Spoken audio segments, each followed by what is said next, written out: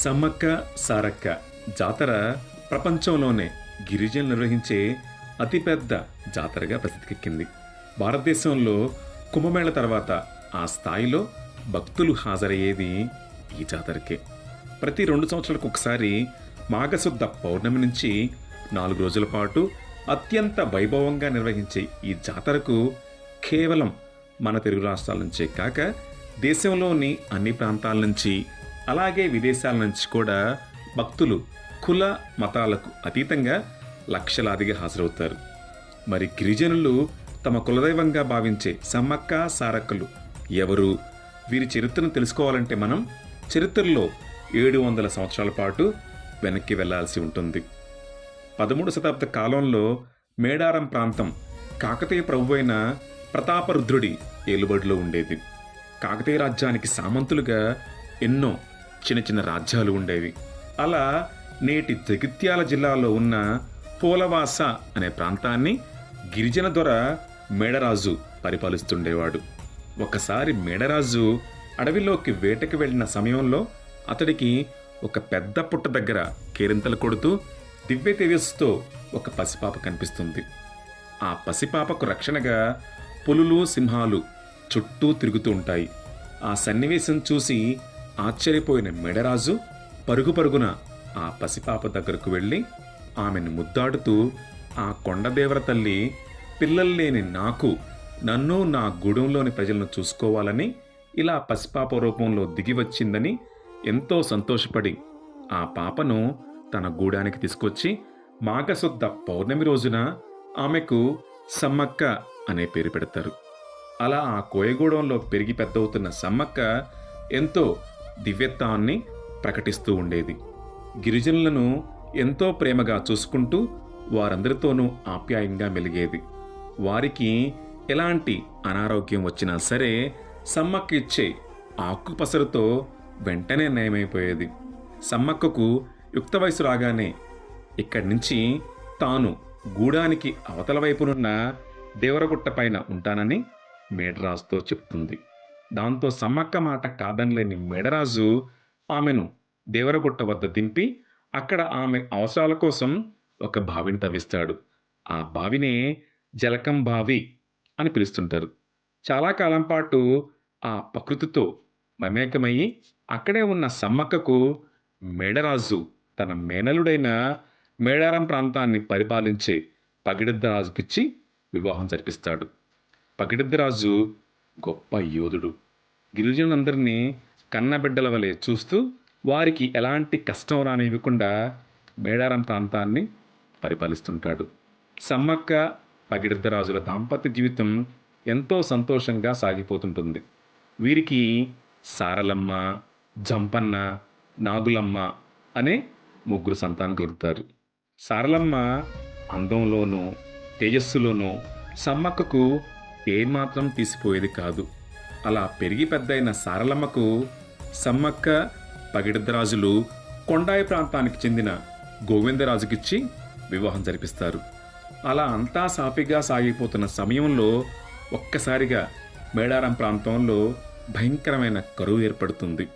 దాంతో మేడారం ప్రజలు పంటలు పండక తాగటానికి గుక్కెడు నీళ్లు కూడా లేని తీవ్ర ఇబ్బందులు వెతుక్కుంటూ ఉంటారు. దాంతో మేడారం ప్రజలు పంటలు పండక తాగటానికి గుక్కెడు నీళ్లు కూడా లేక తీవ్రమైన ఇబ్బందులు ఎదుర్కొంటుంటారు. దీంతో పగిడిద్దరాజు కాకతీయ ప్రభువులకు కప్పం చెల్లించలేకపోతాడు.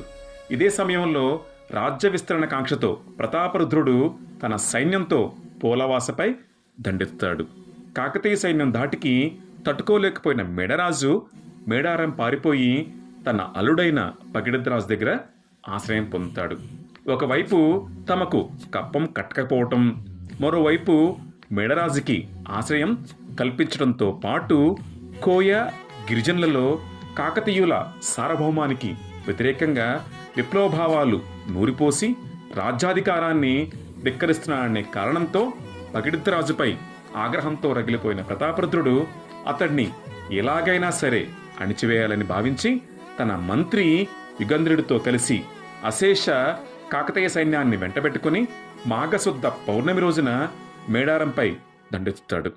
ఉరుములేని పిడుగుల మేడారంపైకి కాకతీయ సైన్యం దండెత్తి వస్తుండటంతో ఇది తమ ఆత్మగౌరవానికి అస్తిత్వానికి పోరాటమని భావించిన సమ్మక్క, పగిడద్దరాజు, సారలమ్మ, గోవిందరాజు, జంపన్నలు గిరిజన తెగలతో సమావేశమై వారిని యుద్ధానికి సన్నద్ధం చేసి వారి దగ్గరున్న సాంప్రదాయ ఆయుధాలతోనే కాకతీయ సైన్యంపైకి గెరిల్లా యుద్ధానికి దిగి వీరోచితంగా పోరాడతారు. అయితే వేలాదిగా విరుచుకుపడిన కాకతీయ సైన్యం ముందు వీరికున్న కొద్దిపాటి సైన్యం నిలవలేకపోతుంది. దీంతో కాకతీయ సైన్యం చేతిలో పగిడద్దరాజు, గోవిందరాజులు వీరమరణం పొందుతారు. ఈ విషయం తెలుసుకున్న జంపన్న తాను కాకతీయుల సైన్యం చేతిలో మరణించడం ఇష్టం లేక గాయాలతోనే అక్కడే ఉన్న సంపెంగ వాగులోకి దూకి ఆత్మార్పణ చేసుకుంటాడు. అప్పటి నుంచి ఆ వాగుకు జంపన్న వాగు అనే పేరు స్థిరపడింది. తన వారందరూ కాకతీయ సైన్యం చేతిలో మరణించారని తెలుసుకున్న సమ్మక్క అపరకాల రుద్రిలాగా మారి యుద్ధభూమిలో వీరవిహారం చేస్తూ కాకతీయ సైన్యాన్ని చీల్చి చెండాడుతుంది. దాంతో ఎంతో భయపడిన ప్రతాపరుద్రుడు ఆమెని ఎదుర్కొనలేక వెనక నుంచి వెన్నుపోటు పొడుస్తాడు. దాంతో సమ్మక్క శరీరమంతా రక్త శకమవుతుంది. దీంతో తీవ్రగాయాలతో యుద్ధభూమిని వీడిన సమ్మక్క రక్తపు దారాలతోనే యుద్ధభూమి నుంచి నిష్క్రమించి చిలకలగుట్ట వైపు వెళుతూ మార్గమధ్యంలోనే అదృశ్యమైపోతుంది. దాంతో సమ్మక్క ఏమైందా అని వెతుకుతూ చిలకలగుట్ట మీదకు వచ్చిన గిరిజనులకు ఆ గుట్టపైన నెమలినార చెట్టు క్రింద ఉన్నటువంటి పుట్ట దగ్గర పసుపు కుంకుమలు గల భరిణ కనిపిస్తుంది. ఇదే సమయంలో ఆకాశం నుంచి వారికి కొన్ని మాటలు వినిపిస్తాయి. నేను మీ సమ్మక్కను.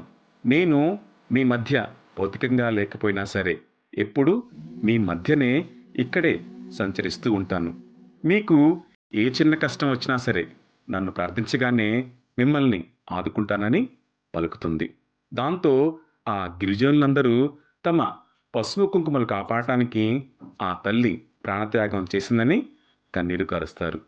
ఇదే రోజు రాత్రి ప్రతాపరుద్రుడికి కాకతీయుల ఆరాధ్య దైవమైన కాకతీయ దేవి కలలో కనిపించి అతడి పైన తీవ్రమైన ఆగ్రహం వ్యక్తం చేస్తూ అధికారం చేతిలో ఉందన్న అహంకారంతో కన్ను మిన్ను కానకుండా అమాయకులైనటువంటి ఆడబిడ్డలను కర్కశంగా చంపుతావా?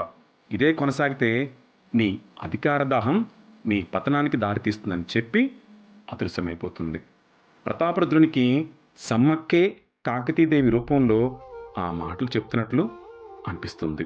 కాకతీదేవి మాటలతో ఒక్కసారిగా ఉలిక్కి పడి లేచినటువంటి ప్రతాపరుద్రుడు ఎంతో భయపడి పరుగు పరుగున మేడారానికి చేరుకొని మీకోసం పోరాడిన సమ్మక్క సాక్షాత్తు దైవస్వరూపం అని వారితో పలికి ఇక నుంచి తాను కూడా ఆమె భక్తుడిగా మారిపోయానని వారితో చెప్పి చిలకలగుట్ట దగ్గరకు వెళ్ళి ఆ కుంకుమభరణకు నమస్కరించి అక్కడి గిరిజనులందరికీ క్షమాపణ చెప్పి మేడారం ప్రాంతాన్ని స్వతంత్ర రాజ్యంగా ప్రకటిస్తాడు. దాంతో తమ కోసం వీరోచితంగా పోరాడి ప్రాణత్యాగం చేసిన సమ్మక్క, సారలమ్మ, పగిడద్దరాజులు తమను రక్షించడానికి వచ్చిన వనదేవతలుగా భావించిన గిరిజనులు అప్పటినుంచి తమ అస్తిత్వం కోసం ప్రాణాలు అర్పించిన సమ్మక్క, సారలమ్మకు గుర్తుగా మాఘశుద్ధ పౌర్ణమి రోజున ప్రతి 2 సంవత్సరాలకు ఒకసారి జాతర చేయటం ప్రారంభించారు. ఆ ఆచారం నేటికి కొనసాగుతూ ఉంది.